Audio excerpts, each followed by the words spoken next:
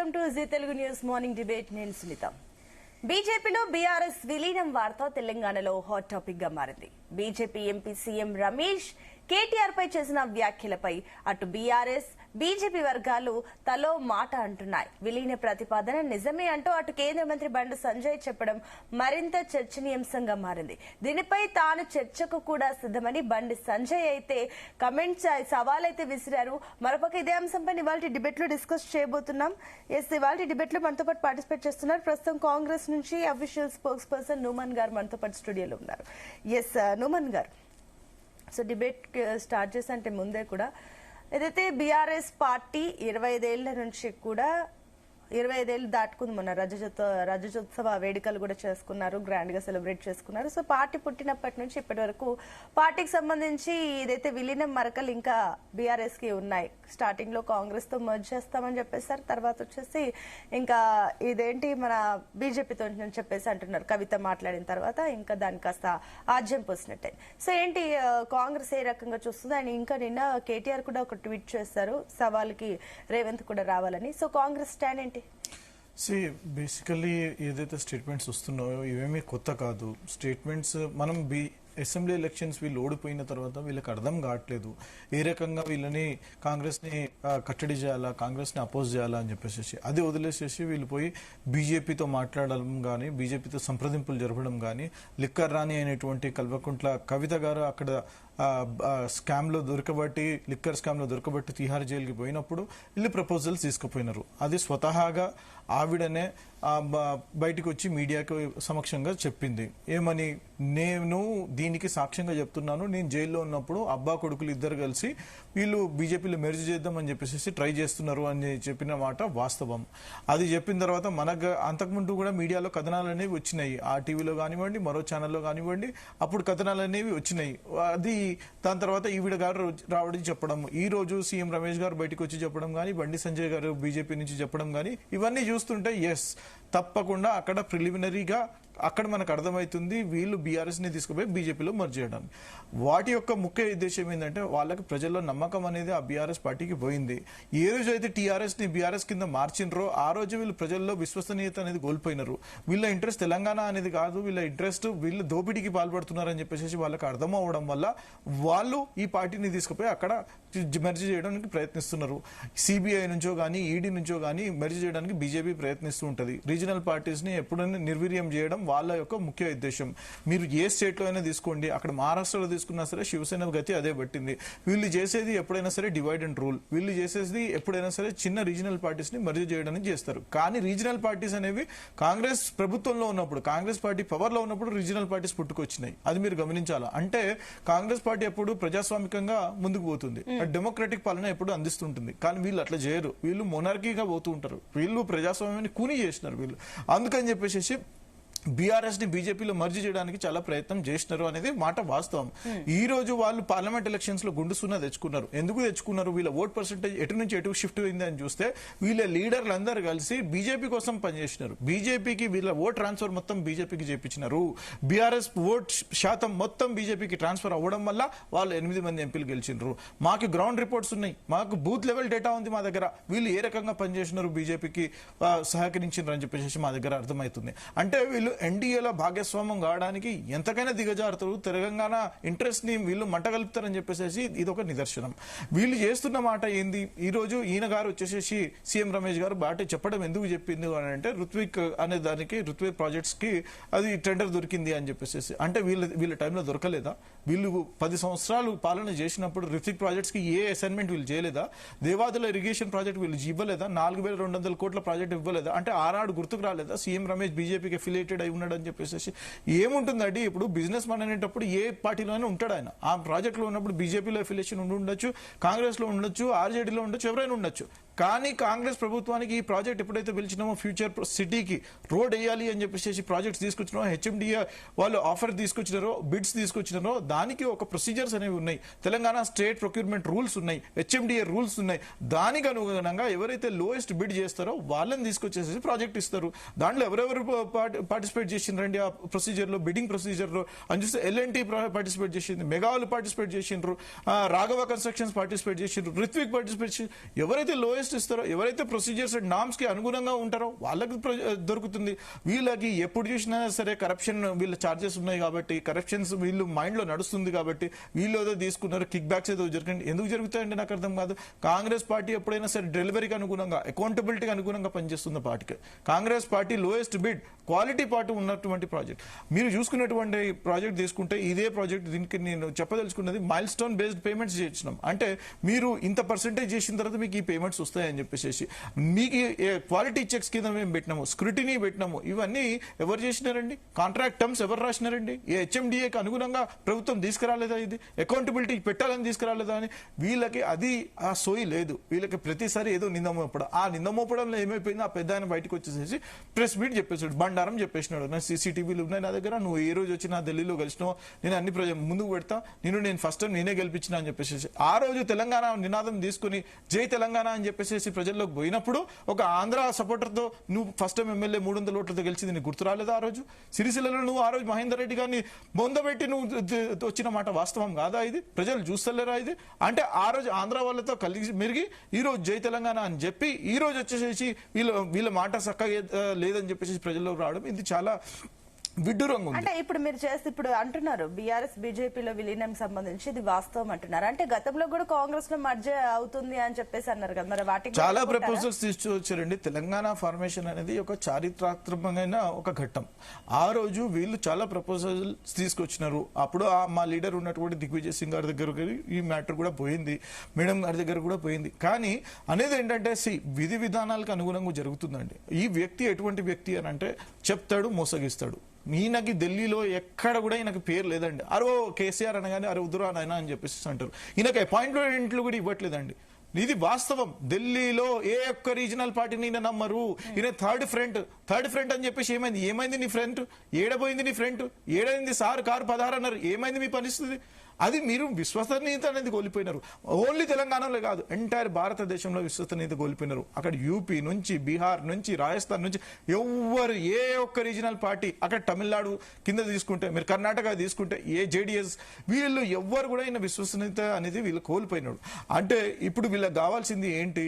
ఏదో ప్రజల్ని జిమ్మికి చేయాలా, ప్రజల్ని కన్ఫ్యూజ్ చేయాలా. ఆ కన్ఫ్యూజ్ లో భాగంగా మేమేదో మెర్జ్ చేస్తామని చెప్పేసి వార్తలు తీసుకొస్తున్నారు. ఆయన మెర్జ్ చేస్తారా, చెయ్యరా? ఆ ప్రపోజల్ ఎందుకు తీసుకొచ్చారు? అంటే ఒకటి మీరు అంటున్నారు దేశమంతటా కూడా బీఆర్ఎస్ నమ్మకం కోల్పోయింది, ఎవరు నమ్మట్లేదని. మరి మొన్న సీఎం రేవంత్ రెడ్డి కూడా ఒక కమెంట్ చేస్తారు కదా, చెప్పులు ఎత్తుకపోయేటట్టు దొంగల్లా చూస్తున్నారని చెప్పేసి. మరి దాన్ని ఏమనుకోవాలి? అది వీళ్ళు చేసిన బ్యాంక్రప్ట్స్ అండి. వీళ్ళు చేసినటువంటి ఫైనాన్షియల్ డిసిప్లిన్ లేకుండా పైసలు దోచుకొని మొత్తం వీళ్ళ వల్ల వచ్చినటువంటి, ఎప్పుడైనా సరే ప్రభుత్వాలు అనేది చీఫ్ మినిస్టర్స్ రన్ చేస్తారండి. వాళ్ళు ప్రభుత్వం వాళ్ళకి ఉన్నటువంటి టెన్యూర్ లో రన్ చేస్తారండి. మీరు ఏ రకంగా రన్ చేస్తారో దాని యొక్క ఇమేజ్ రిఫ్లెక్ట్ అవుతుంది. మీరు చేసినటువంటి తప్పుల వల్ల తెలంగాణ మీద రుద్దబడింది. మీరు చేసినటువంటి ఫైనాన్షియల్ ఇండిసిప్లిన్ వల్ల, పైసలు దోచుకోవడం వల్ల, బ్యాంక్రప్సీ చేసినంత, ఎవరైనా సరే ఒక 7 లక్షల కోట్లు మీరు అప్పు చేసిపోతే ఎట్లా నమ్ముతారండి? నాకు అర్థం కాదు. బ్యాంకు పోయినప్పుడు మీరు ఈ బాండ్సే కదా మీరు తీసుకొచ్చేది. ఈ బాండ్స్ తీసుకొచ్చినప్పుడు మీకు క్రెడిబిలిటీ అనేది ఉండాలి కదా. ప్రతి ఒక్క పర్సన్ కి, ఒక ఇండివిజువల్ కి కూడా మీకు కావాలి, లోన్లు కావాలి అని అంటే క్రెడిట్ స్కోర్ అనేది ఉంటుంది కదా. ఆ క్రెడిబిలిటీ దెబ్బతినడం వల్ల వాళ్ళు అట్లా చూస్తున్నారనే మాట చెప్పిన ఒక మెటఫర్ కింద యూజ్ చేసారు. అంతేగాని మమ్మల్ని చూస్తున్నారని అనట్లేదు. తెలంగాణ ప్రజల్ని దోచుకున్నారు కాబట్టి, వీళ్ళు చేసినటువంటి అరాచకాలు కాబట్టి ఈ రోజు అక్కడ మన క్రెడిబిలిటీ దెబ్బతిన్నదని చెప్పే మాట ముఖ్యమంత్రి గారు చెప్పారు. I'll come back to you. ఇంకా అదే విధంగా బీజేపీ నుంచి ప్రకాష్ రెడ్డి గారు జాయిన్ అయ్యారు, అండ్ అదే విధంగా రాజకీయ విశ్లేషకులు డాక్టర్ జయరాం గారు జాయిన్ అయ్యారు. ఇద్దరికి వెరీ గుడ్ మార్నింగ్ అండి. ఎస్ ప్రకాష్ రెడ్డి గారు, మీతో స్టార్ట్ చేద్దాం. మీరు చెప్పండి, సో ఏదైతే సీఎం రమేష్ చేసిన కమెంట్స్ కి బండి సంజయ్ కూడా ఆజ్యం పోస్తారు. కావాలంటే సవాల్కి రేవంత్ రెడ్డి ఎందుకు, నేనే అరేంజ్ చేస్తా మీటింగ్ కి, సీఎం రమేష్ చెప్పిన కమెంట్స్ కి జవాబు చెప్పు అని చెప్పేసి కేటీఆర్ కి సంబంధించి సవాల్ విసిరారు. అంటే బీఆర్ఎస్ ని బీజేపీలో విలీనానికి సంబంధించి బీజేపీ ఒప్పుకుంటున్నట్లేనా? ఒప్పుకోవట్లేదు మేడం. బీజేపీ ఎందుకు ఒప్పుకుంటది? ఆయన సవాల్ ఏంది అంటే నువ్వు మొత్తం ఇష్యూ స్టార్ట్ ఎక్కడైందంటే సీఎం రమేష్ మీద నమస్తే తెలంగాణ పత్రికలో వచ్చినటువంటి ఒక స్టేట్మెంట్, ఒక కామెంట్ మీద ఆయన స్పందించిండు. అంతవరకే పరిమితం. అది బీఆర్ఎస్ బీజేపీలో విలీనం చేయమనే చెప్పిండు. చేయొద్దని మా అధిష్టానం నాకు ఇప్పుడు మీకు సీక్వెన్స్ అర్థం చేసుకోండి. బీజేపీ ఎందుకు బీఆర్ఎస్ చేసుకుంటది? సీఎం రమేష్ చెప్పిన స్టేట్మెంట్ ఏంటంటే, నా దగ్గరకు వచ్చిండు, వస్తే నేను మా అధిష్టానాన్ని అడుగుతా అని చెప్పిన, మా అధిష్టానం నేను అడిగితే ఒక్క సీటు ఒక్క ఎంపీ కూడా లేని పార్టీతో మనకేం పని? అది మునిగిపోయే పార్టీ, అది మూతపడే పార్టీ, అది అంటే దాన్ని అయిపోయే పార్టీ, దాని గురించి మాకెందుకు అని చెప్పి సీఎం రమేష్ మాకు అధిష్టానం చెప్పింది. అదే విషయం ఆయన కన్వే అని చెప్పాడు. మేము చేసుకుంటామని చెప్పలే. సీఎం రమేష్ దగ్గరికి చేర్చుకోమని వస్తే మా సీఎం రమేష్ గారు అధిష్టానాన్ని అడిగితే మేము ఒప్పుకోమని చెప్పిండు అనే విషయం సీఎం రమేష్ గారు టీవీలో చెప్పిండు. మీరేమో ఇప్పుడు ఒక్క ఎంపీ కూడా లేదు, అట్లాంటప్పుడు మాకెందుకు ఒక సీటు కూడా లేదు, మాకెందుకు బీఆర్ఎస్ పార్టీ అని చెప్పేసి అంటున్నారు. కానీ ఇందాక నుమన్ గారు ఒక కామెంట్ చేస్తారు, అసలు అక్కడ ఎంపీలకు అంతమంది రావడానికి పని చేసిందే బీఆర్ఎస్, బ్యాక్గ్రౌండ్ లో బీఆర్ఎస్ పని చేసింది కాబట్టి వాళ్ళు కాంప్రమైజ్ అయ్యారు కాబట్టి బీజేపీకి 8 మంది ఎంపీ స్థానాలు వచ్చాయని చెప్పేసి అన్నారు. నేను మేడం ఇటువంటి స్టేట్మెంట్స్ ఒక పనికి వాళ్ళ స్టేట్మెంట్స్ అంటే, ఎందుకంటే మీరు గతంలో కాంగ్రెస్ పార్టీకి 0 వచ్చిన వాళ్ళ దగ్గర, మరి ఇప్పుడు 10 వచ్చినాయంటే ఏ పార్టీకి ఏ పార్టీకి షిఫ్ట్ అయినా అందామా? అంటే ప్రజాస్వామ్యంలో ఓట్లను కూడా పాస్ అంటే అవన్నీ టీఆర్ఎస్ గుంత గప్ప ఓట్లు, అంటే ప్రజలంతా టీఆర్ఎస్ పార్టీ వర్గము వాళ్ళ గుమ్మిలో కూర్చొని ఉన్నారు. వాళ్ళు రాగానే వేరే పార్టీకి వాళ్ళు చెప్తేనే వేరే పార్టీకి వేస్తారా? కాంగ్రెస్ పార్టీకి పోయినసారి 3 సీట్లు వచ్చినాయి, ఈసారి ఎక్కువ ఎందుకు వచ్చినాయి? మరి ఎవరి పార్టీ ఓటేసినారు? కాంగ్రెస్ పార్టీకి లాస్ట్ టైం 20 ఎమ్మెల్యేలు వచ్చినాయి. ఏ పార్టీ ఓటేస్తే కాంగ్రెస్ పార్టీ అధికారంలోకి వచ్చింది? ఈ మాట రెడిక్యులస్. ఇవన్నీ అంటే ప్రజలు ఒక పార్టీకి ఓటేయరు మేడం, వాళ్ళ ఇష్టాలను బట్టి ఓటేస్తారు. ఈసారి టీఆర్ఎస్ వద్దనుకున్నారు, టీఆర్ఎస్ వద్దనుకునే కాంగ్రెస్ పార్టీకి ఎమ్మెల్యేలకు ఓటేశారు కదా, టీఆర్ఎస్ వద్దనుకునే బీజేపీ ఎమ్మెల్యేలకు ఓటేస్తారు. ప్రజలు ఓటేస్తారు కానీ బీఆర్ఎస్ చెప్తేనే ప్రజలు ఓటేస్తారు. బీఆర్ఎస్ ఈ రాష్ట్రంలో అంకుశం పెట్టి కూర్చున్నది ఓటర్ల మీద. ఈ ఓటర్లంతా బీఆర్ఎస్ ఎట్లా సర్టిఫికేషన్ ఇస్తాము అంటే అన్ని పార్టీలు అట్లాగే ఉంటాయా? అందుకోసమనే ది స్టేట్మెంట్ అంటే బీజేపీ బీఆర్ఎస్ వాళ్ళు చెప్తేనే బీఆర్ఎస్ వాళ్ళు బీజేపీ కోటేశారు అనేటువంటి స్టేట్మెంట్ అవుతుందో అది రాజకీయమైనటువంటి అపరిపక్వం, ఇమాచ్యూర్డ్ స్టేట్మెంట్. అది రిఫరెన్స్ కూడా ఇవ్వను. కానీ విషయం ఏంటంటే బీజేపీ 8 గెలిచింది, బీఆర్ఎస్ 8 గెలిచింది, కాంగ్రెస్ 8 గెలిచింది. గతంలో బీజేపీ 3 గెలిచింది, కాంగ్రెస్ కూడా 3 గెలిచింది. ఈసారి కాంగ్రెస్ 8 ఎందుకు గెలిచింది? మరి ఏ పార్టీ ఓటు వేయించారు? గతంలో కాంగ్రెస్ 22 ఎమ్మెల్యేలే గెలిచింది, ఇప్పుడు 63 ఎందుకు గెలిచింది? 64 ఎందుకు గెలిచింది? ఏ పార్టీ వేయించారు ఓట్లు? అంటే ఆ పార్టీ కొత్తగా వచ్చిందా? ఈ స్టేట్మెంట్ లకు వాల్యూ లేదని చెప్పదలుచుకున్నాం మేడం. బట్ ఫైనల్లీ ఒకటే మాట చెప్తున్నా, ఇది సీఎం రమేష్ గారి మీద వచ్చిన ఆరోపణకు దాని మీద రియాక్షన్. అది అంటే చర్చకి కేటీఆర్ ఏమన్నారు? చర్చకి రేవంత్ రెడ్డి సిద్ధంగా ఉండాలని చెప్పేసి అన్నారు. కానీ చర్చకి అసలు రేవంత్ రెడ్డి ఎందుకు, నేనే కరీంనగర్ లో పెడతా, సీఎం రమేష్ ని పిలుస్తాను, కేటీఆర్ వచ్చేసేయి అని చెప్పేసి మాట్లాడారు. అంటే ఏంటి ఉద్దేశం ఏంటి, వ్యూహం ఏంటి? మరి మీరేమో కాంగ్రెస్ పార్టీకి సంబంధం లేదని చెప్పేసి మీరే మాట్లాడుతున్నారు. మేడం కాంగ్రెస్ ఇది ఇష్యూ కాంగ్రెస్ పార్టీది కాదు, issue TRS party, CM Ramesh TRS party చేసిన ఆరోపణ. నేను ఒక పాయింట్ గుర్తు చేస్తున్నానంటే, గతంలో పార్లమెంట్ ఎలక్షన్స్ కంటే ముందు జరిగిన బహిరంగ సభలో మా భారత ప్రధానమంత్రి స్వయంగా బహిరంగ సభలో మాట్లాడుతూ కేసీఆర్ గారు నా దగ్గరకు వచ్చారు, నా కొడుకును దీవించండి, నేను కేంద్రంలో ఎన్డీఏలో భాగస్వామిని అవుతానని చెప్పి ప్రతిపాదన పెట్టినట్టుగా ప్రధానమంత్రి మోడీ గారు స్వయంగా ప్రకటించిండు. అంటే మేము కేటీఆర్ ముఖ్యమంత్రిని చేస్తా, నేను ఢిల్లీకి మీ దగ్గరికి వస్తా, నన్ను కలుపుకోండి అని చెప్పి కేసీఆర్ చెప్పినట్టుగా, పరోక్షంగా కేసీఆర్ చెప్పినట్టుగానే చెప్పిన ప్రధానమంత్రి గారు. కొత్త సీక్రెట్ గా వీళ్ళేదో ఈ నిన్నమన్న కనిపెట్టినట్టు ఏం లేదు మేడం. గతంలో కూడా పార్లమెంట్ ఎలక్షన్స్ ముందు సినారియో చెప్తున్నాం మేడం. ప్రధానమంత్రి గారు స్వయంగా ప్రకటించారు, హైదరాబాద్ నగరంలో ఐసా మేర పాస్ కేసీఆర్ ఆయా ఐసా బోలా అని చెప్పి ప్రకటించేసిన. అది అదే సీక్రెట్ గా కూడా చెప్పలే, అది బహిరంగ సభలో చెప్పిండ్రు. కాబట్టి ఈ ప్రతిపాదనలో టీఆర్ఎస్ పార్టీ నుంచి ఎప్పటి నుంచో వస్తున్నాయి. ఎవరెవరికి ఏ పార్టీలతో కలిసినారు? ముందు వాళ్ళు కాంగ్రెస్ పార్టీతో కలుస్తాం, జాయిన్ చేస్తామన్నారు 2014లో, అది అయిపోయింది. తర్వాత భారత రాష్ట్ర సమితి పెట్టినారు, మమతా బెనర్జీ దగ్గర పోయినారు, డిఎంకే దగ్గర పోయినారు, నవీన్ పట్నాయక్ దగ్గర పోయినారు, అక్కడ ఢిల్లీకి పోయినారు, కొంతమంది వెలుసుకున్నారు, జాతీయ పార్టీ చేస్తామన్నారు, అది అది ఫెయిల్ అయిపోయింది. దాని తర్వాత ఫ్రస్ట్రేషన్ లో వాళ్ళు అనేక ప్రయోగాలు చేశారు. ఆ ప్రయోగంలో ఎన్డీఏలో కలుద్దాం అనుకున్నారు. అది కూడా మేము బీజేపీగా ఎన్డీఏలో భాగస్వామి కావడానికి టీఆర్ఎస్ అప్పుడే ఒప్పుకోలేదు. ఇంకా మిగతా ఇష్యూలు ఎందుకు? ఇంకోటి బీఆర్ఎస్ పార్టీలో అంటే పర్మనెంట్ ఉంటారా? అది బీఆర్ఎస్ పార్టీలో పర్మనెంట్ జాగీర్దార్ ఏం కాదు కదా ఆయన.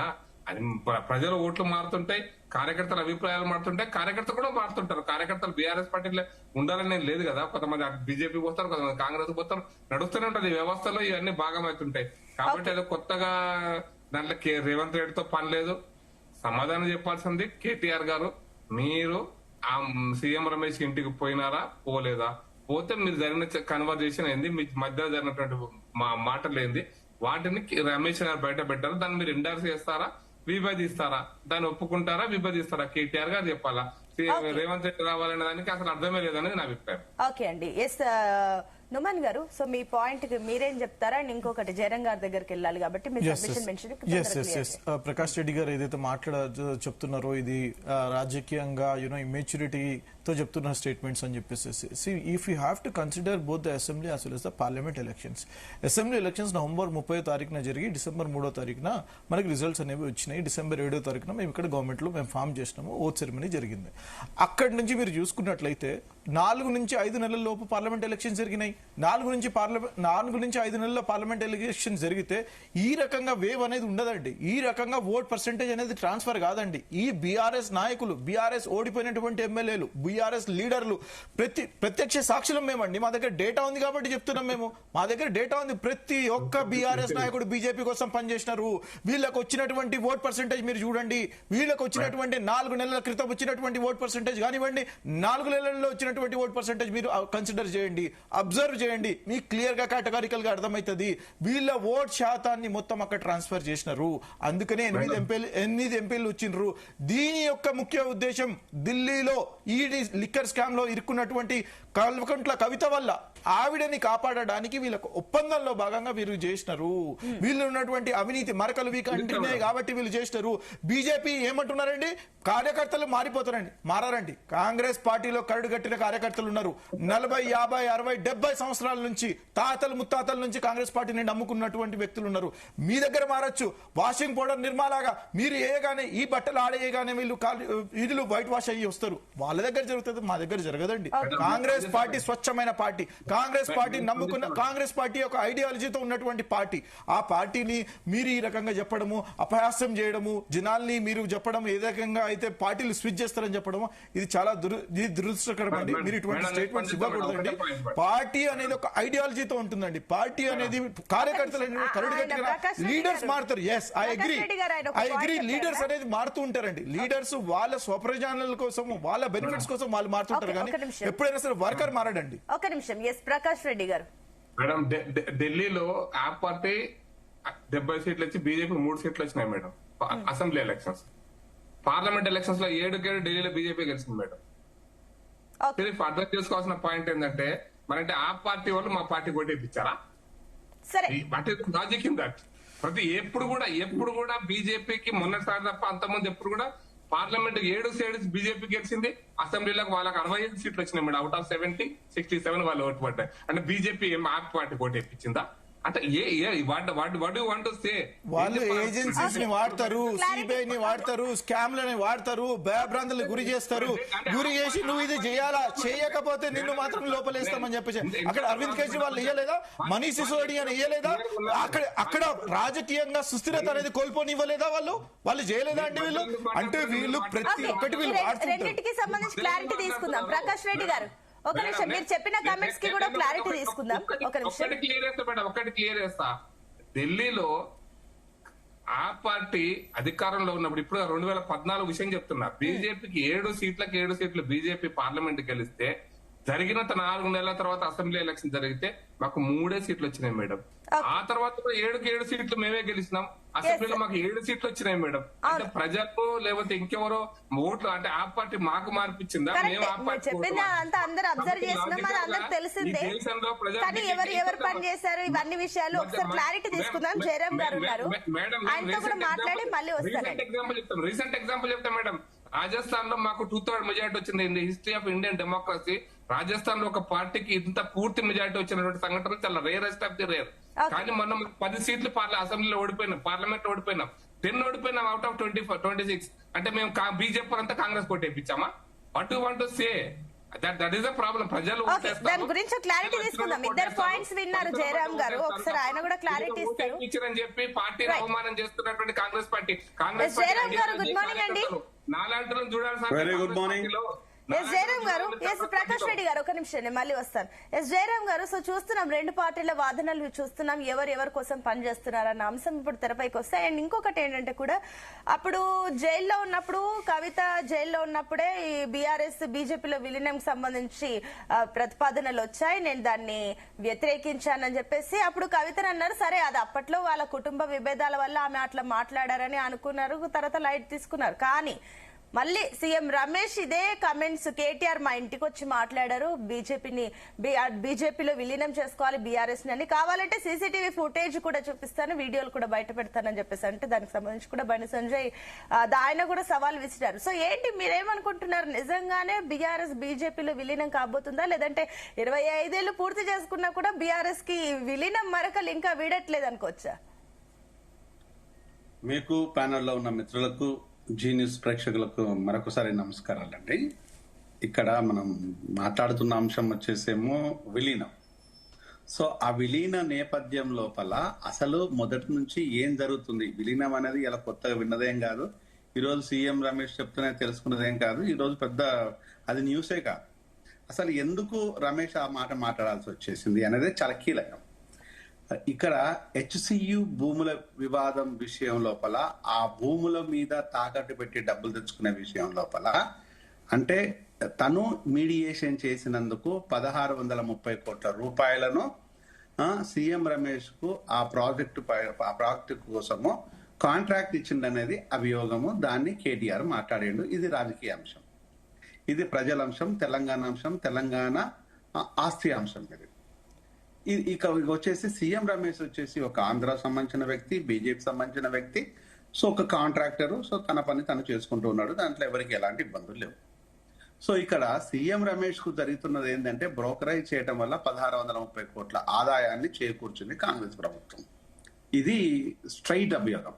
ఇది నిజమా కాదా, ఇది నిజంగా రేవంత్ నీకు ఇచ్చిండా ఇవ్వలేదా, నువ్వు తీసుకున్నావా తీసుకోలేదా, ఆ భూముల మీద డబ్బులు ఇప్పించినవా లేదా అనే దానికి వచ్చినట్టు అయితే, దాన్ని సూటిగా స్ట్రైట్ గా సీఎం రమేష్ ఏం చెప్పిండంటే, దాన్ని ఏది కూడా డినై చేయకుండా, ఏది లేకుండా, సో కేటీఆర్ విషయానికి, పర్సనల్ విషయానికి వెళ్ళిండు. ఒక రాజకీయ నాయకుడు, అంటే రాజకీయ పార్టీని కాదు, రాజకీయ నాయకులతో పని చేయలేదు, రాజకీయాలకు నాకు సంబంధం లేదు. ఒక రాజకీయ నాయకుడు మరొక రాజకీయ పార్టీ దగ్గరికి పోరా, ఇది మొదటిసారా లేకపోతే ఇదే చివరిసారా, ఇంతవరకు ఏ రాజకీయ పార్టీ వ్యక్తులతో మాట్లాడరా? అలాగనుకుంటే బీజేపీలో ఉన్న తెలుగుదేశం పార్టీలో ఉన్న సీఎం రమేష్ బీజేపీకి ఎందుకు పోయిండో ప్రజలందరికీ తెలుసు. 5,000 బ్యాంకు కుంభకోణానికి 5,000 కోట్ల బ్యాంక్ కుంభకోణం విషయం లోపల అక్కడ దాని నుంచి బయటపడాలి అంటే బీజేపీలోకి పోయినట్టుగా, క్రిస్టియానిటీలోకి వెళ్ళి బాప్తిసం తీసుకున్నట్టుగా బీజేపీలోకి వెళ్ళేసిండు. అక్కడ కొంత సెక్యూరిటీ ఊరట పొందిండు, బీజేపీలో ఉంటున్నాడు. దీంట్లో ఎవరికి ఎలాంటి అభ్యంతరం లేదు, ఇది రాజకీయాలు కాబట్టి. నెక్స్ట్ వచ్చేసి ఇప్పుడు బీజేపీలోనే ఉండి బీజేపీ వాళ్ళతోనే దోస్తాన్ చేస్తున్నట్టు స్వయంగా నీ నోటితోని రేవంత్ నాకు గత కొన్ని సంవత్సరాలుగా, అంటే తెలుగుదేశం పార్టీ పంపించిన స్నేహితుడు అని చెప్తున్నావు. అంటే నీకు స్నేహపూర్వకంగా ఇచ్చిన కాంట్రాక్టా, లేకపోతే నీకు ఈ మేనేజ్మెంట్ చేయటం వల్ల వచ్చిన కాంట్రాక్టా అనే విషయాన్ని చెప్తున్నావు. ఇదొక అంశం. అంటే తెలంగాణ ప్రజలు ఎవరు పిచ్చోళ్ళు కాదు. తెలంగాణలో బీజేపీ ఉంది, తెలంగాణలో కాంగ్రెస్ ఉంది, తెలంగాణలో టీడీపీ ఉంది, తెలంగాణలో నాయకులు ఉన్నారు. నీ దగ్గరికి వస్తున్న క్రమం లోపల నువ్వు ఇంకొక మాట కూడా ఎండాస్ చేసావు, పర్సనల్ ఎండాస్ చేసావు. ఇలాగనే సిరిసిల్ల లోపల గెలిచినప్పుడు 300 ఓట్లతో గెలిచినప్పుడు ఆ విషయం మొత్తం నాకు తెలుసు, ఆ విషయం నేను చెప్పమంటావా అన్నావు. ఈ రోజు ఎందుకు మాట్లాడుతున్నావు, ఆ రోజు ఎందుకు చెప్పలేదు? ఇది బ్లాక్ మెయిల్ అంటే ఇది కదా. ఆ రోజు నువ్వు చెప్పినట్టు అయితే నువ్వు తెలంగాణ శ్రేయస్సు కోరి ఒక తప్పుడు సమాచారాన్ని ప్రజలోకి తీసుకెళ్లేసి కేసీఆర్ తన కన్న కొడుకును గెలిపించుకున్నారని ప్రజలు అర్థం చేసుకునేవాళ్ళు. కానీ ఈ రోజు నీ అవసర నిమిత్తము నువ్వు చెప్పకుండా ఎదుటి వ్యక్తులను బ్లాక్ మెయిల్ చేస్తున్నట్టే నీ ఇంటికి రాగల కేటీఆర్ వచ్చిన మిగతా వాళ్ళ కూడా పెట్టగలుగుతావా? నీ ఇంటికి వచ్చిన నాయకులు అందరికీ పెట్టగలుగుతావా? పెట్టలేవు. ఎందుకంటే నీ అవసరాలు, నీ అక్కర్లు, నీకు కావాల్సిన అంశాలు, నీకు కావాల్సిన లావాదేవీలు ఉన్నాయి కాబట్టి దాంట్లోపల ఇవేమీ లేవా? డెఫినెట్ గా ఉంటాయి. ఇక్కడ ప్రజలు పిచ్చోళ్ళు కాదు కదా. నువ్వు పక్కదోవ పట్టించి మాట్లాడితే ఇక్కడ ప్రజలు పిచ్చోళ్ళు కాదు. తెలంగాణ లోపల రాజకీయాలు తెలుసు, తెలంగాణ బిడ్డలకు యుద్ధం తెలుసు, ఆంధ్రకు తెలియనంత తెలంగాణ ప్రజల్లో ఇంటింటికి రాజకీయం తెలుసు. ఎందుకంటే ప్రతి ఇల్లు వచ్చేసి తెలంగాణ కోసం రోడ్డు మీదనే వంట వార్పు చేసిన ఇల్లులు ఇవి. ఇక నువ్వు కొత్తగా రాజకీయం చెప్తే నేర్చుకునేది ఏం లేదు. ఇక్కడ నువ్వు చేసింది ఏంటి? ఇంకొక మాట కూడా ఆయన ఎండాస్ చేశాడు. ఆంధ్ర కాంట్రాక్టర్లకే నువ్వు ఇవ్వలేదా అన్నాడు. ఆంధ్ర కాంట్రాక్టర్లకు ఇచ్చిందనే కదా మేము మొత్తుకున్నది కేసీఆర్.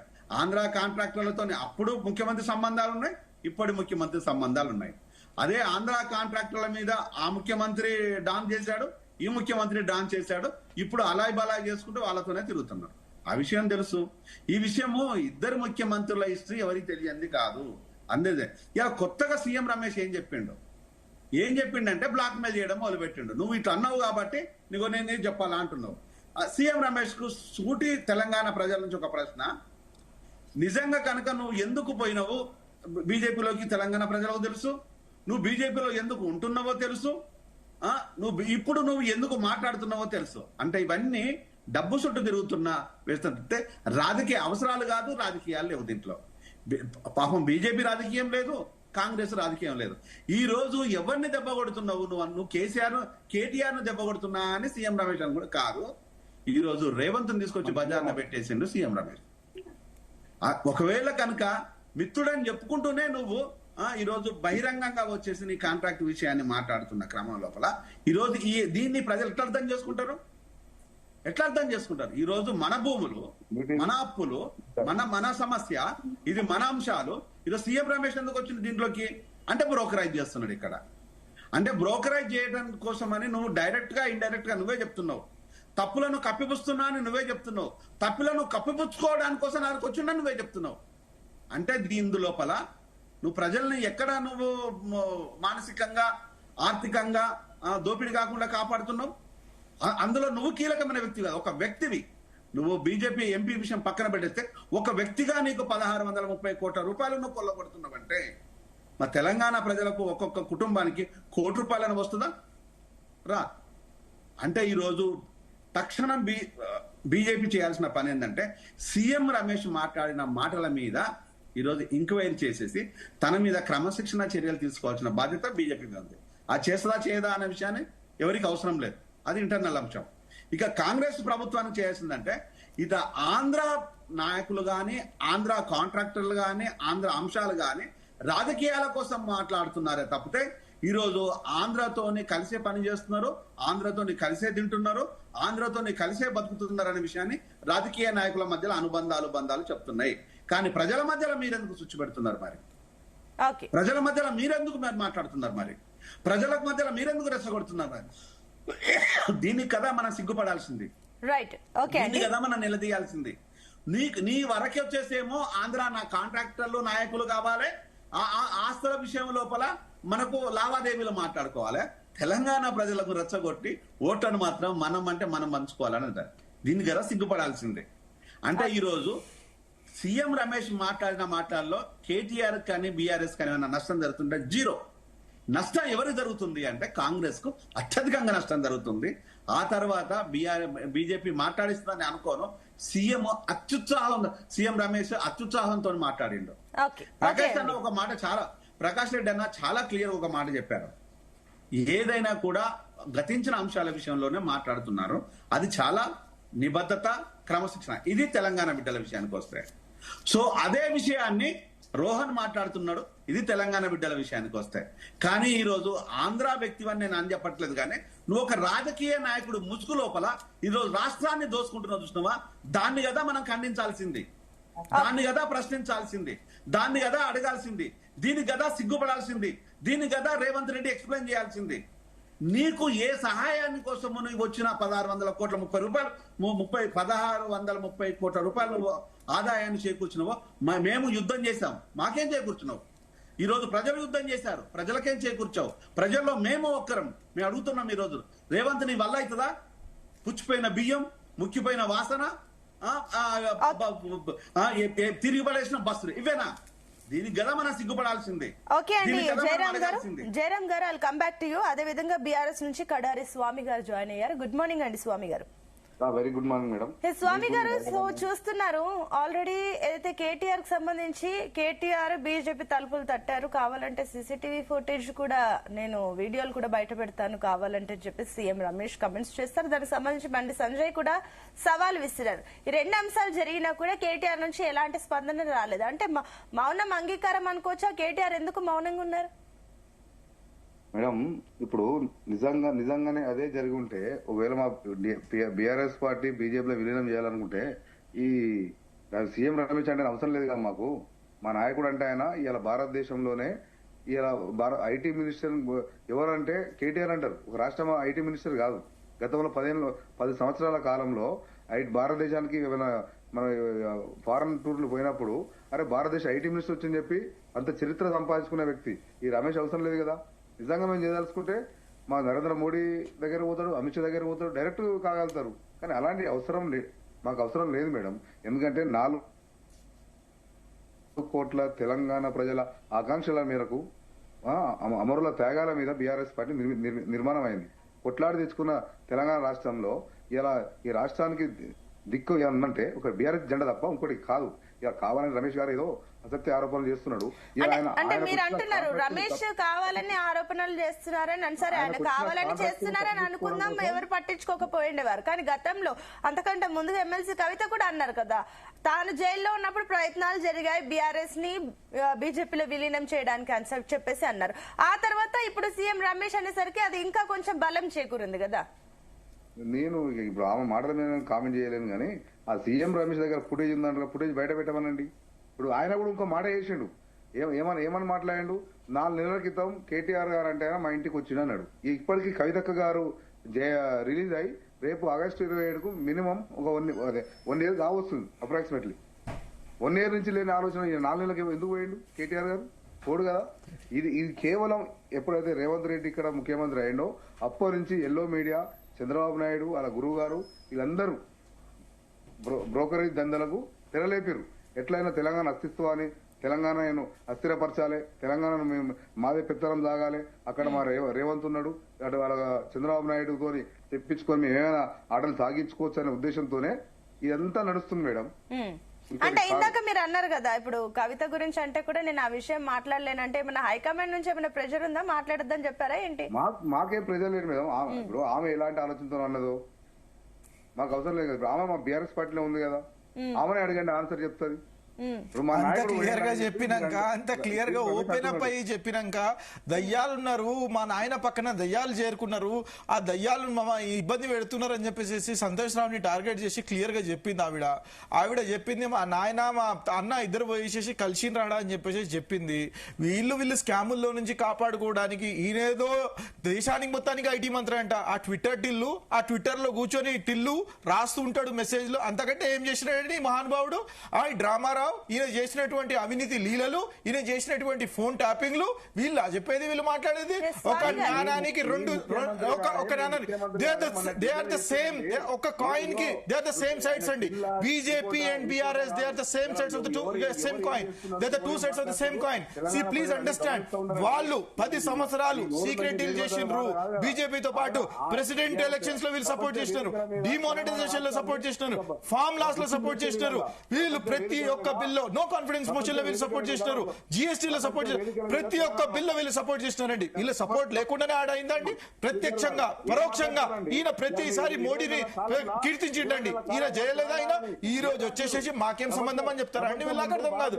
అంటే వీళ్ళు మెచ్యూర్డ్ అండి. ఈ రోజు డ్రామారావు ఏదైతే మాటలు మాట్లాడుతున్నాడో, ఆ డ్రామారావు వచ్చేసేసి రమేష్ గురించి మాట్లాడుతున్నాడో, రమేష్ కి ప్రాజెక్ట్ ఇవ్వలేదా అండి? దేవాదుల ప్రాజెక్ట్ 4200 కోట్ల ప్రాజెక్ట్ ఇవ్వలేదా అండి? ఆ రోజు ఇస్తే మాత్రం ఆంధ్రోళ్ళు, ఈ రోజు ఇస్తే మాత్రం వీళ్ళు బీజేపీతో. స్వామి గారిని మాట్లాడేవాడు. స్వామి గారు, ప్రజలకు ఇచ్చిన 400 హామీలు అమలు చేయండి, అది చేయకుండా డైవర్షన్ పాలిటిక్స్ చేసి ఎంతవరకు కరెక్ట్ అండి? అవునండి, సీఎం రమేష్ రిత్విక్ అనే కంపెనీకి మీరు ఇచ్చింది నిజం కాదా? 19 కిలోమీటర్లు 1660 కోట్ల ప్రాజెక్ట్ అబ్బాయి నిజం కాదా? ప్రాజెక్ట్ రావడానికి ఒక ప్రొసీజర్ ఉంటుందండి. ప్రాజెక్ట్ రావడానికి ఒక బిడ్డింగ్ ప్రాసెస్ ఉంటుందండి. తెలంగాణ స్టేట్ ప్రొక్యూర్మెంట్ రూల్స్ ఉంటాయండి. హెచ్ఎండిఏ ఏదైతే నోటిఫికేషన్ ఇచ్చిందో దాంట్లో లిస్ట్ ఆఫ్ బిడ్డర్స్ మీరు చూడండి. ఎల్ఎన్టీ కూడా వచ్చింది, ఎల్ఎన్టీకి మెగా కూడా వీళ్ళు చేసినారు. మీ తప్పే మీ రేవంత్ రెడ్డి తప్పే చేయకపోతే ఆ యొక్క ప్రొసీజర్ ఏందో బయట పెట్టండి. అరే ఓపెన్ గా ఉంది, మీరు కేసు అయ్యండి. ఎవరైతుంటున్నారు? Open process, transparent process. అది మిత్రుడికి తెలియదు అనుకుంటా, వీళ్ళు ఏదో లోపాయికార ఒప్పందం చేస్తున్నారేమో. ఇవాళ మీ నాయకుడు అంటాడు చంద్రబాబు నాయుడు మోకాలు నీళ్ళు తాగుతుండు. ఎందుకు తాగుతారండి? మాకు అర్థం కాదు. మాకేం అవసరం అండి? మాకేం అవసరము? రాహుల్ గాంధీ బీజేపీ తిడుతుంటే బీజేపీ ఎంపీలతో అంటగాకుండా బీజేపీలకు వర్క్ టెండర్లు ఇచ్చుకుంటా తెలంగాణ అస్థిరపరుస్తున్నాడు, తెలంగాణ దిగజార్చే విధంగా మాట్లాడుతున్నాడు. మీరు 20 నెలల కాలంలో తెలంగాణకు ఏం వర్గం పెట్టారో చెప్పండి. ఏం వర్గం పెట్టారు మీరు? తెలంగాణ రాష్ట్రంలో ఏ వెలగబెట్టినా అంటున్నారా? దానికి సమాధానం చెప్తూ వినండి. మీరు తెలంగాణ రాష్ట్రంలో గడిల పాలన నుంచి బయటికి తీసుకొచ్చినాము, ప్రజా పాలన తీసుకొచ్చినాము, ఇందిరమ్మ పాలన తీసుకొచ్చినాము. 18-19 నెలల నుంచి ప్రజలు స్వేచ్ఛగా జీవిస్తున్నారు ఈ రాష్ట్రంలో. అంతకు ముందు స్వేచ్ఛ అనేది లేదు, ఫ్రీడమ్ ఆఫ్ ప్రెస్ లేదు, ఫ్రీడమ్ ఆఫ్ ప్రెస్ లేదు. ఆ టైంలో ప్రతి ఒక్క దాని మీద ఆంక్షలు అనేవి ఉండేవి. ఈ రోజు ప్రజలు స్వచ్ఛందంగా ముందుకు వస్తున్నారు, ప్రతి ఒక్క ధర్నాలు చేసుకుంటున్నారు, ధర్నా చౌక్లు ఓపెన్ గా ఉన్నాయి, ప్రజలు హ్యాపీగా ఉన్నారు. ఇప్పుడు ప్రతి ఒక్క 6 గంటల్లో ప్రతి ఒక్క గ్యారెంటీలు మేము ఫుల్ఫిల్ చేస్తున్నాం. ఆ పిజన్ సిటీ ఎక్కడ ఉందండి? ఎవరి కోసం పిజన్ సిటీ? ఫస్ట్ హైదరాబాద్ మార్చండి, ఉన్న సిటీని అభివృద్ధి చేయండి, అంటే ఇప్పుడు మీరేమో ఇప్పటి వరకు వచ్చినప్పటి నుంచి ప్రారంభోత్సవాలు జరుగుతుంటే మేము బీఆర్ఎస్ వాళ్ళు చేసింది వీళ్ళు ప్రారంభోత్సవాలు చేశారని అంటున్నారు. మరి అభివృద్ధి జరిగిందా జరగలేదా? మేడం చెప్పండి మేడం. మీరేమంటారు? అభివృద్ధి జరగట్లేదని అంటున్నారా ఏంటి? నాకు అర్థం కాలేదు మీరు చెప్పిన పాయింట్. జరగట్లేదు మేడం. 20 నెలల కాలంలో వీళ్ళకి అభివృద్ధి అనేది సోయలేదు. ఎంతసేపు కమిషన్లు కాంట్రాక్టులు తప్ప ఇంకో ఆలోచన లేదు. అసలు ఈ రాష్ట్ర ముఖ్యమంత్రి ఈ తెలంగాణ రాష్ట్రాన్ని అస్థిరపరిచే విధంగా, దిగజార్చే విధంగా సిగ్గుతో తలదించుకుంటున్నాండి 4 కోట్ల మంది ప్రజలు. ఏంది మేము చేసిన పాపం ఏంది? ఈ రాష్ట్ర ముఖ్యమంత్రిని మేము ఎన్నుకుంటే ఇలా మా నడ్డి వీరుస్తుంది కదా. ఓ దిక్కు రైతులు బాధపడుతురు, ఓ దిక్కు విద్యార్థులు బాధపడుతురు, ఓ దిక్కు ఆటో కార్మికులు బాధపడుతురు. అన్నిట్లా నష్టపరిచిండు. అది కాకపోగా ఓ దిక్కు ఇవాళ మన గోదావరిలో ఉన్న వాటాను తేల్చకుండా బనకజర్ల ప్రాజెక్టుని అప్పనంగా వాళ్ళ గురు దక్షిణగా కట్టబెడుతున్నాడు. దీని మీద ఎవరు మాట్లాడరే, దీని మీద ఎవరు చర్చ పెట్టరే. సరే ఏం చెప్తారు మీరు? ఏం చెప్తారు? మీకు దీని కంక్లూజన్ ఇవ్వండి, మీ పాయింట్ కంక్లూజన్ ఇవ్వండి. చెప్పిండు ఆంధ్ర కాంట్రాక్టర్లకు టీడీపీ వాళ్లకు ఈ రాష్ట్ర ముఖ్యమంత్రి టెండర్లు ఇస్తున్నాడు అని చెప్పి స్వయంగా కాంగ్రెస్ పార్టీ ఎమ్మెల్యే అయినట్టు అనిరుద్ రెడ్డి చర్చల ఎమ్మెల్యే తనే ఒప్పుకున్నాడు కదా. ఈ రాష్ట్ర ముఖ్యమంత్రి కూడా మన ఢిల్లీలో చెప్పిండు, అవును సీఎం రమేష్ కంపెనీకి వచ్చింది, రితుల్ కంపెనీకి వచ్చింది ఏమో అని. 10 సంవత్సరాలు ఎవరికి ఇచ్చినండి ప్రాజెక్టులు? వీళ్ళు మెగా ఇంజనీరింగ్ ఇవ్వలేదా అండి? ఇదే రిత్విక్ కన్స్ట్రక్షన్స్ కి ఇవ్వలేదా అండి? దేవాదుల వీళ్ళు ఇవ్వలేదా అండి? వీళ్ళు సమ్మక్క సాగర్ ఇవ్వలేదా అండి? వీళ్ళు ఏం మాట్లాడుతున్నారండి? నాకు అర్థం కాదు. వీళ్ళు ఇస్తే మాత్రం ఓకే, వేరే వాళ్ళు ఇస్తే మాత్రం ఇది హిపోక్రసీ కాకపోతే ఏంటండి? ఇది నాకు అర్థం కాదు. ఇది వంద వైఖరి కాకపోతే let us talk about what benefits Telangana. Let us talk about how are Telangana people getting benefited out of the governance అనేది గురించి మనం మాట్లాడుకోవాలా.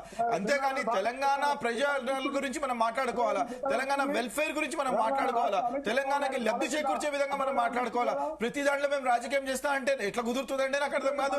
ఆ ట్విట్టర్ టిల్లుకి ఏం పని లేదు, కూర్చుంటాడు ట్విట్టర్ లో ట్వీట్లు చేసుకుంటూ కూర్చుంటాడు. ఒక నిమిషం స్వామి గారు, నూమన్ గారు ఒక నిమిషం ఆగండి.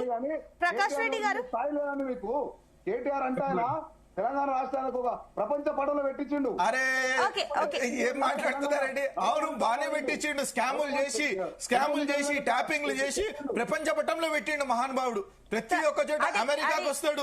అది ఒకటి అంటే చేసినవి మంచి ఉన్నాయి, చెడు ఉన్నాయి. మీరు చెడుని ఎక్కువ పోర్ట్రే చేస్తున్నారు, కానీ మంచిని కూడా మీరు యాక్సెప్ట్ చేయాలి. ఖాళీ ఇదే అంటే కూడా ఇప్పటి వరకు తెలంగాణ రాష్ట్రం ఈ పొజిషన్ లో ఉండేది కాదు.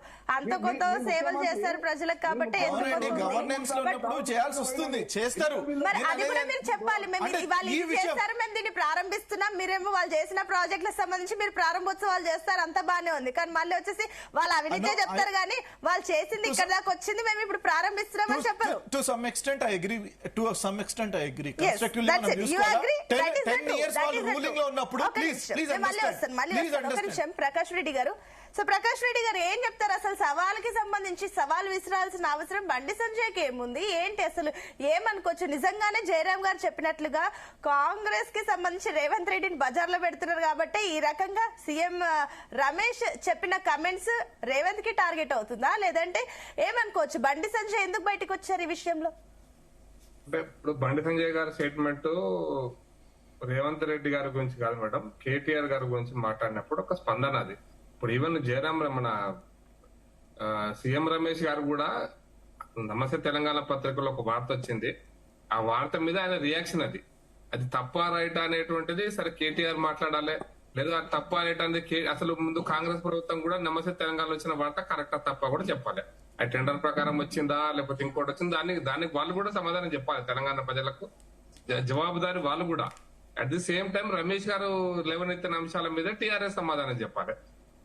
అదే విషయాన్ని మా బండి సంజయ్ గారు లేవనెత్తాడు. ముందు రేవంత్ రెడ్డి సంగతి తర్వాత మాట్లాడదాం, నీ సంగతి చెప్పు, నువ్వు అనుకున్నావా లేదా చెప్పమన్నాడు. దాంట్లో ఇదంతా ఎందుకు పోయి నువ్వు ఏడా చెప్తావు చెప్పు, అడిగి నేనే వస్తాను, నేను తీసుకొస్తాను రమేష్ మాట్లాడదాం అన్నాడు.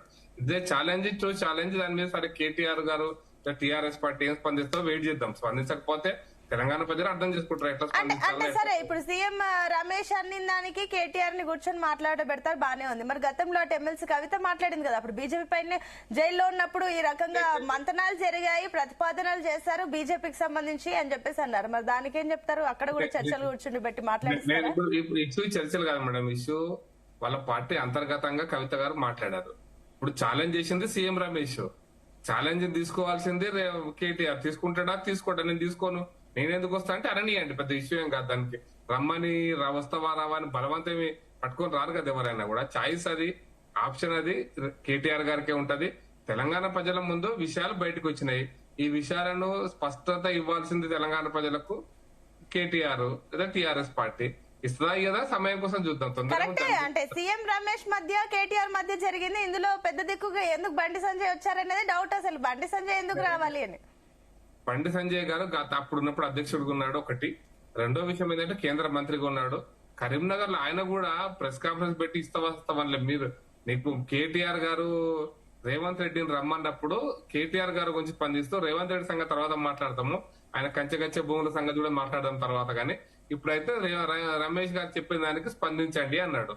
అంతే తప్పిస్తే కంచె భూముల గచ్చిబౌలి భూముల విషయంలో ఇక అంతా క్లీన్ చిట్ ఇచ్చి కాంగ్రెస్ పార్టీకి లేదా వాళ్ళు ఏం చేయలేరు. మేము కూడా కేసు వేసినాం మేడం, హైకోర్టులో కేసు వేసినాం, సుప్రీంకోర్టు దాకా కేసు పోయింది, కేసు నడుస్తుంది. కేంద్ర ప్రభుత్వం కూడా స్పందించింది, ప్రభుత్వంగా స్పందించింది. మళ్ళీ నేను చాలా స్పష్టంగా చెప్తున్నా. కాబట్టి ఇవన్నీ కూడా నడుస్తూనే ఉంటాయి. ఇంకొకటి, ఒకవేళ బీజేపీలోకి ఇప్పుడు బీఆర్ఎస్ ని బీజేపీలో విలీనం చేస్తే డిప్యూటీ సీఎం ని చేస్తాము కేటీఆర్ అని చెప్పేసి కొన్ని వైరల్ అవుతున్నాయి న్యూస్లు, అవి నిజమేనా? మేడం నేను ఇవన్నీ కూడా చాలా నా ఒక స్టేట్మెంట్ ఒకటే క్లారిటీ మేడం. టీఆర్ఎస్ అంటే ఇప్పుడు బీఆర్ఎస్ బీజేపీలో విలీనం అనేటువంటి చర్చ తలెత్తది అనేది చాలా స్పష్టంగా చెప్పిన మేడం. నా ముందు పాయింట్లోనే చెప్పేసిన ఆ చర్చ తలెత్తదని మేం చెప్పాలి, మా జాతీయ పార్టీ చెప్పిందనే సీఎం రమేష్ చెప్పిండు. కాబట్టి టీఆర్ఎస్ పార్టీ బీజేపీలో విలీనం చేయాల్సిన అవసరం లేదు. అది ఇంకా మీరు వారు ఒక మాట అన్నారు కాంగ్రెస్ వాళ్ళు, బాధాకరమైన విషయం, దురదృష్టకరమైన విషయం, చరిత్ర తెలియదు అనుకుంటారేమో కానీ నేను దేశంలో ఒక 100 పార్టీల పేర్లు చెప్తా. 100 పార్టీల పేర్లు. తమిళ మహిళా కాంగ్రెస్ ఎవరు తీసుకొచ్చారు, ఎవరి ద్వారా పోయింది. స్వతంత్ర పార్టీ ఎవరు తీసుకొచ్చారు, ఎవరి ద్వారా పోయింది. హర్యానా వికాస్ పార్టీ ఎవరు తీసుకొచ్చారు, ఎవరి ద్వారా పోయింది. ప్రజారాజ్యం పార్టీ, సంజయ్ విచార్ మంచి పార్టీ, ఇట్లా 100 పార్టీలు ఉన్నాయి. 100 పార్టీలు ఎవరు విలీనం చేసుకున్నారు? దేశంలో స్వతంత్రం వచ్చినప్పుడు 100 పార్టీలు ఉండే మేడం. ఎన్జీ రంగాది ఒక పార్టీ ఉండే, ప్రకాశం పంతులు గారి ఒక పార్టీ ఉండే, ఫిర్యాదు ఒక పార్టీ ఉండే, జస్టిస్ పార్టీ కూడా తమిళనాడులో ఉండే. అట్లా 100 పార్టీలు ఉండే మేడం స్వతంత్ర భారత చరిత్రలో. బట్ 30-40 ఏళ్ళు మొదలు కాంగ్రెస్ పార్టీ కదా మిగిలింది. రామరాజ్య పరిషత్, హిందూ మహాసభ, ఎన్ని 100 పార్టీలు ఉండే. అవన్నీ ఏడిపోయినాయి, ఎట్లా పోయినాయి, ఎవరి ద్వారా పోయినాయి అంటే అందుకోసం ప్రాంతీయ పార్టీలు వస్తుంటాయి, వాటి అస్తిత్వం ఉంటది. అది ఒక రియాక్షనరీగా పొలిటికల్ సిస్టమ్ లో పనిచేస్తుంటాయి. వాటి సమయం అయినప్పుడు వాటి అంతరించిపోతుంటాయి, వాటి కాలం అయిపోతుంటది. ఎందుకంటే వ్యక్తుల ఆధారంగా నడిచే పార్టీలు. అట్లే టీఆర్ఎస్ పార్టీ కూడా ఒక వ్యక్తి ఆధారంగా నడుస్తున్న పార్టీలు, ప్రజల యొక్క ఆకాంక్షను నాయకత్వం వహించిన పార్టీ మాత్రమే. నేను స్పష్టంగా ప్రజల ఆకాంక్షకు నాయకత్వం వహించిన పార్టీ తప్ప ప్రజలకు నాయకత్వం వహించిన పార్టీగా లేదు. ఆకాంక్షలు నెరవేరిన తర్వాత సరిగ్గా సుపరిపాలన చేసింటే వాళ్ళని కొనసాగిస్తుండ్రి, చేయలేదు కాబట్టి వాళ్ళను ఊడగొట్టినారు. ఇప్పుడు కాంగ్రెస్ పార్టీకి అధికారం ఇచ్చారు, మళ్ళీ కాంగ్రెస్ పార్టీ ఉంటుందా, ఇంకొక పార్టీ పుట్టుకొస్తుంది, ఇంకొక కొత్త పార్టీ కూడా పుట్టుకురావచ్చు. Who knows. ఇది ఈ రాష్ట్రంలో చాలా పార్టీలు పుట్టుకొచ్చినాయి గతంలో కూడా. కాబట్టి చిన్నారెడ్డి గారు పార్టీ పెట్టారు గతంలో కూడా, తెలంగాణ రాష్ట్రంలో పెట్టారు. అప్పుడు ఎన్టీ రామారావుతో పొత్తు పెట్టుకున్నారు. ఇప్పుడు జానారెడ్డి గారు, కేఈ కృష్ణమూర్తి గారు, దాని తర్వాత అప్పుడు వసంత నాగేశ్వర వాళ్ళు ఒక పార్టీ పెట్టారు. మళ్ళీ వాళ్ళ పార్టీ పుట్టిపోయింది, ఇంకో పార్టీ పుట్టుకొచ్చింది. కాబట్టి ఒక పార్టీ వాళ్ళందరికీ జానారెడ్డి కాంగ్రెస్ లో కలుపుతున్నారు కదా. మరి అప్పుడు జానారెడ్డి టీడీపీకి వచ్చిన వ్యక్తే కదా.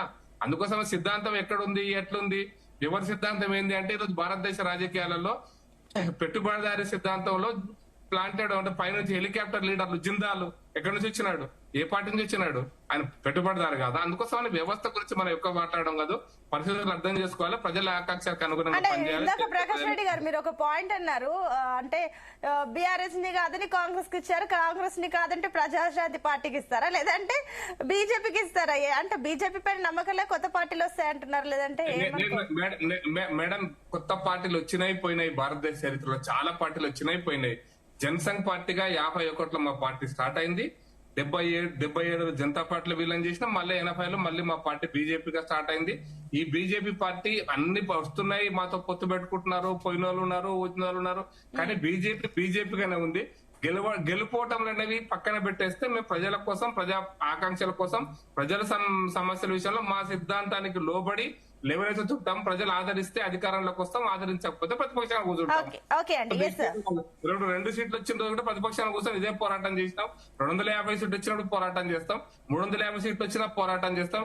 ఇక్కడ ఒక్క సీటు గెలిచిన రోజు పోరాటం కానీ తెలంగాణ కోసం ఏమి చేయము.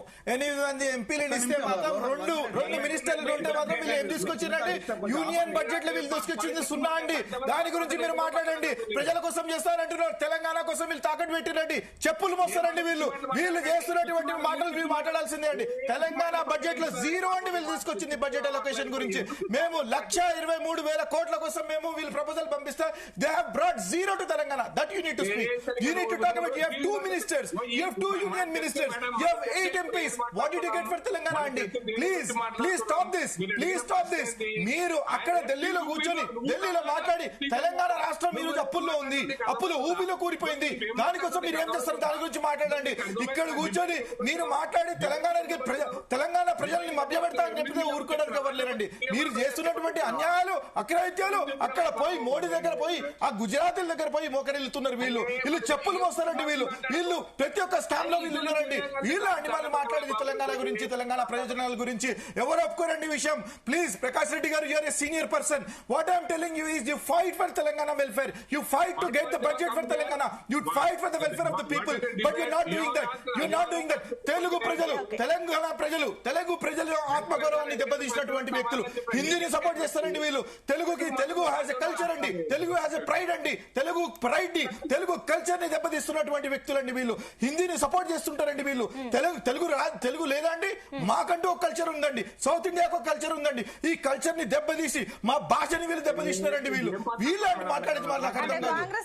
కాంగ్రెస్ పార్టీకి సంబంధించి హిందీని సపోర్ట్ చేయట్లేదు. 100% అంటున్నా. ప్రతి ఒక్క India, that is the beauty of India. India is a divorce culture. ఇండియాకి ప్రతి ఒక్క రాష్ట్రానికి రీజనల్ లాంగ్వేజ్ అనేది ఉంది, దాన్ని ప్రమోట్ చేస్తాం మేము. ఏ రోజు కూడా దీనిని ఒక నేషనల్ లాంగ్వేజ్ డిబేట్ తీసుకొచ్చిండ్రు అని అంటే it is all because of BJP. Prakash Reddy గారు మాట్లాడు, మా తెలుగు కల్చర్ అంటే తెలుగులోనే మాట్లాడుతున్నాను. ప్రకాష్ రెడ్డి గారు తెలుగు స్వామి గారి దగ్గర ఒకసారి కంక్లూజన్ తీసుకుందాం. జయరామ్ గారు నేను ఫైనల్ గా మీతో కంక్లూజన్ తీసుకుంటాను. Please wait. Soros, Italy, Vatican, Soros, మీకేం సంబంధం అండి? నాకు అర్థం కాదు. నేను అనేది మీకు 8 మంది ఎంపీలు ఇచ్చినప్పుడు ఈ రోజు సుస్థిరమైన గవర్నమెంట్ లేకపోవడం వల్ల 8 నెంబర్ అనేది చాలా కీలకమైన నెంబరు. వీళ్ళు తెలంగాణ ఈ రోజు అప్పుల ఊబిలో ఉంది కాబట్టి తెలంగాణ రిలీఫ్ కోసం మీరు ఏం చేస్తున్నారో దాని గురించి మాట్లాడండి.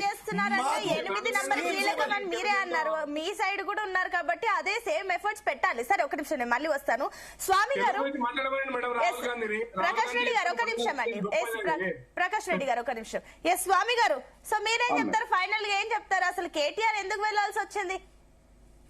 కేటీఆర్ వెళ్తే వీడియోలు బయట పెట్టారు అంటున్నాం మేడం. ఇలా కేటీఆర్ వెళ్ళింది 4 నెలల క్రితం అంటున్నాడు.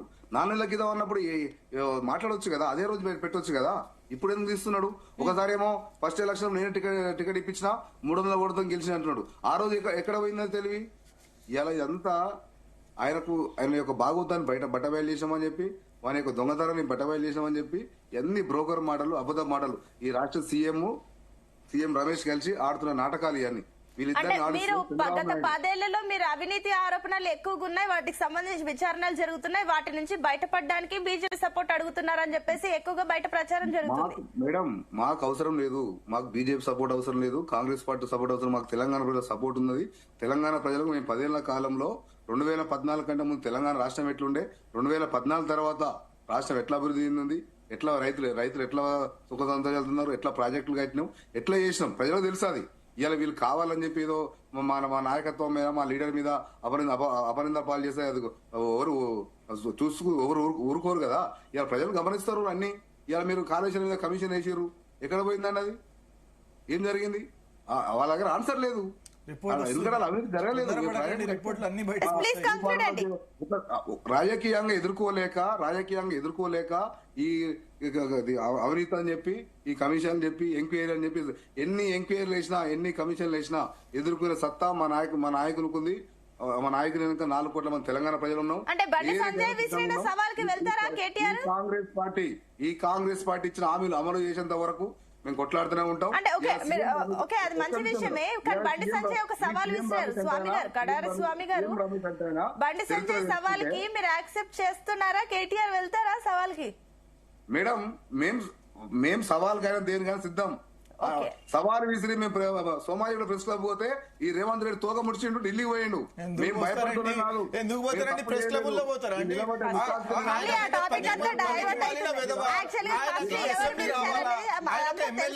వాళ్ళ నాయనని ఫస్ట్ తీసుకొని అసెంబ్లీకి రమ్మని చెప్పండి. చూస్తున్నామండి. రైట్, స్వామి గారు ప్లీజ్ పెట్టండి. ఎస్, జయరాం గారు మీరేం చెప్తారు ఫైనల్ గా? ఇది ఒకటి సబ్జెక్టు మాట్లాడితేనేమో మనం మాట్లాడచ్చు. రాజకీయ నాయకులు అడ్డగోలుగా మాట్లాడితే దానికి మీనింగ్ ఏముంటుంది చెప్పండి. ఇక్కడ జరుగుతున్నది ఏంటంటే సీఎం రమేష్ మాట్లాడిన మాటలలో శానిటరీ ఎంత అనేది చాలా కీలకం. ఇక్కడ సీఎం రమేష్ బీజేపీ నాయకుడిగా మాట్లాడిన నేను అనుకోవటం లేదు. ఇది బీజేపీకి సంబంధం ఉందని నేను అనుకోవటం. ఎందుకంటే దిస్ ఇస్ ఒక గవర్నమెంట్ లోపల ప్రైవేట్ పర్సన్ వచ్చి తీసుకున్న కాంట్రాక్టు. ఆ కాంట్రాక్ట్ విషయాన్ని తెలంగాణ ప్రజలకు నష్టం జరుగుతుంది అనే విషయాన్ని కేటీఆర్ మాట్లాడిన దానికి తెలంగాణ ప్రజలు డెఫినెట్ గా దాన్ని హర్షిస్తారు. ఇలా వేరే అట్లా తెలంగాణ ఆస్తులను కాపాడడం కోసం కేటీఆర్ కాదు ఎవరు మాట్లాడినా కూడా దాన్ని హర్షిస్తాం. సో దాంట్లో ఈ విషయంలో వీళ్ళిద్దరి మధ్యలో బండి సంజయ్ ఎందుకు ఎంటర్ ఇచ్చారు? ఆయన ఎందుకు సవాల్ విసిరాల్సిన అవసరం? ఒక్క నిమిషం అది బండి సంజయ్ ఒక సెంట్రల్ మినిస్టర్ అర్థమైపోతుంది. స్పందించుడు, రేవంత్ రెడ్డి స్పందించుడు, వాడు సీఎం రమేష్ స్పందించుడు. కేవలం బయట కనిపించేది మాత్రం మొత్తం కాంగ్రెస్ బీజేపీ రెండు ఒకటే. క్లారిటీ ఇస్తారు. ఎస్, జయరాం గారు. ఇది సో ఇక్కడ బండి సంజయ్ ఎందుకు దానిపైన ఎక్స్ప్రెస్ చేయాల్సి వచ్చిందంటే ఆయన బీజేపీ నాయకుడిగా చూసిండు. ఇక్కడ కాంట్రాక్ట్ విషయం మాట్లాడితే డెఫినెట్ గా బండి సంజయ్ మాట్లాడేప్పుడు మాట్లాడాల్సింది బండి సంజయ్ దేని మీద అంటే బీయింగ్ ఏ సెంట్రల్ మినిస్టర్ కంటే తెలంగాణ బిడ్డగా, తెలంగాణ తోని మమేకమైన వ్యక్తిగా తెలంగాణ ఆస్తులను ఇతర వ్యక్తులు వచ్చి కొల్లగొడుతున్నారు. దానికి రేవంత్ రెడ్డి కోఆపరేట్ చేస్తున్నాడు. ఇది ఎందుకు ఇద్దరి మధ్యలో ఇంత సంబంధాలు బంధాల వల్ల 1630 కోట్లు అనేది నాట్ ఏ స్మాల్ థింగ్. ఈ విషయంలో మాట్లాడితే బాగుండేది. మరి ఈ విషయంలో మాట్లాడకుండా సీఎం రమేష్ ను ఫేవర్ చేయడం కోసం అని అనుకోను. కానీ ఇక్కడ కేటీఆర్ ని సో టార్గెట్ చేసి మాట్లాడుతున్నట్టుగా ఉంది. ఇది ఒక్కరి మీద ఒక టార్గెట్ కాదు. ఇక్కడ ప్రజల సమస్య, ప్రజల ఆస్తులను కాపాడు కోసము దాన్ని ప్రతిపక్ష పార్టీ హోదాలో ఉన్న అందరూ మాట్లాడాల్సిందే. బీజేపీ మాట్లాడాలి, బీఆర్ఎస్ మాట్లాడాలి, లాస్ట్ కు ప్రజాశాంతి పార్టీ మాట్లాడినా కూడా ఆహ్వానిస్తాం, ఆశిస్తాం. అంతే తప్పితే ఇక్కడ ఆస్తులను కొల్లగొడుతూ ఉంటే చూస్తూ ఎందుకు కూర్చోవాలి? అసలు సీఎం రమేష్ ఎవరు? సీఎం రమేష్ ఇంటికి నేను అడిగేది ఒక్కడే, సీఎం రమేష్ ఇంటికి కేటీఆర్ పోయిండు అనేదాన్ని నేను కూడా నమ్ముతున్నాను. కానీ కేటీఆర్ ఒక్కడే పోయిండా అనేది ఇక్కడ ప్రశ్న. నీ ఇంటికి ఎవరు రారా అంటే రేపు నీ అవసర నిమిత్తము ఎవరినైనా బ్లాక్ మెయిల్ చేస్తారనే మైండ్ సెట్ ఇక్కడ సీఎం రమేష్ అన్న విషయం ప్రజలకు అర్థమవుతుంది. 4 నెలల క్రితం కేటీఆర్ మా ఇంటికి వచ్చిందంటే కవితక రిలీజ్ అయ్యి సంవత్సరం అవుతుంది. అది వాలిడ్ పాయింట్. అది ఓకే, రైట్ అండి. స్వామి గారు, ఎస్, నుమన్ గారు మీరు ఫైనల్ గా కంక్లూజన్ ఇవ్వండి. ఒక క్లారిటీ. రేవంత్ కు సంబంధించి పనిచేస్తున్నారు రమేష్, ఏంటి ఏమనుకోవాలి ఫైనల్? రమేష్ తో మాకు సంబంధం లేదండి. రమేష్ వీఆర్ సీయింగ్ రమేష్ చెప్పాడు నాకు రిత్విక్ ప్రాజెక్ట్స్ తో నాకు సంబంధం లేదని. ఈ ప్రాజెక్ట్ అంతా ఉద్దేశం రిత్విక్ ప్రాజెక్ట్స్ అని చెప్పేసి not part of Ritwik project అని క్లియర్ గా కేటగారికల్ గా చెప్పిండ్రు. కాంగ్రెస్ పార్టీ ప్రతి ఒక్కసారి తెలంగాణ ప్రయోజనాల గురించి, తెలంగాణ కోసం పోట్లాడే party Congress party, Telangana development గురించి పోట్లాడే పార్టీ కాంగ్రెస్ పార్టీ. దీని గురించి ఒక క్లారిటీ వస్తుంది. చూద్దాం. రైట్, థ్యాంక్ యూ అండి డిబేట్ లో పార్టిసిపేట్ చేసిన అందరికీ. సో మొత్తం మీద అటు కవిత కమెంట్స్ తర్వాత సీఎం రమేష్ మాట్లాడిన దానికి ఆజ్యం పోసినట్లు అయిపోయింది. దానికి సంబంధించి బండి సంజయ్ కూడా ఈ సీన్ లోకి ఎంట్రీ ఇచ్చి మరింత ఇంట్రెస్టింగ్ గా చేసేశారు. సరే ఏదేమైనప్పటికీ బండి సంజయ్ సవాల్ విసిరిన దానికి కేటీఆర్ వెళ్తారా లేదా, అసలు నిజంగానే బీఆర్ఎస్ బీజేపీలో విలీనం అవుతుందా అన్న అంశాలకు